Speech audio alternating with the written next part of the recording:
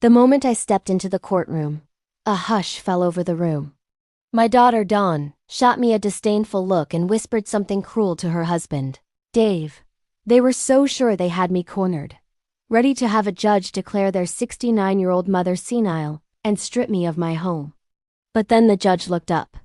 He froze, his eyes wide with disbelief, and whispered, "It's her." Dave and Dawn didn't have a clue who I really was. To them, I was just a frail old woman in a faded apron, a burden they were eager to discard. They were about to find out that the regular grandma they tried to erase was about to bring their entire world crashing down. For 45 years, I was the mother who gave everything. I cleaned offices late into the night so Dawn could have opportunities I only dreamed of. When she married Dave, an arrogant man who treated my home like his personal hotel, I bit my tongue for the sake of family harmony. Then came that dreadful Thursday. I had spent the afternoon making Dawn's favorite chicken and dumplings. But instead of a thank you, Dave plopped down in my late husband's chair and flicked on the TV. "This house is too big for you, Mom," Dawn said, her voice cold. "We found a retirement community. We need this place for when we have kids." My heart shattered. This wasn't just property. It was where my daughter took her first steps, where my husband took his last breath. They gave me 1 week to sign away the deed, or they'd declare me mentally unfit.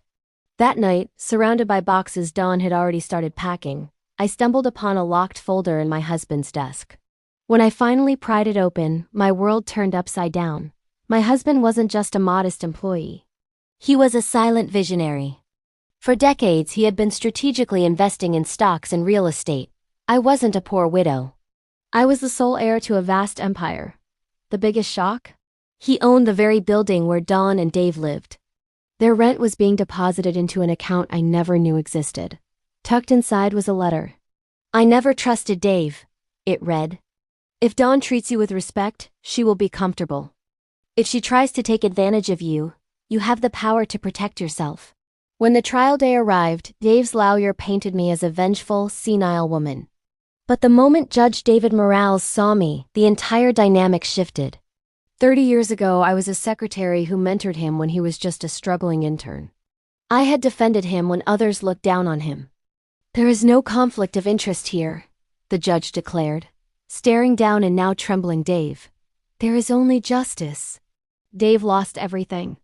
I served him an eviction notice. Today, 5 years later, I run a foundation called Home and Dignity, helping elderly women escape abuse. Dawn eventually saw how Dave had manipulated her. "I am no longer just a regular grandma.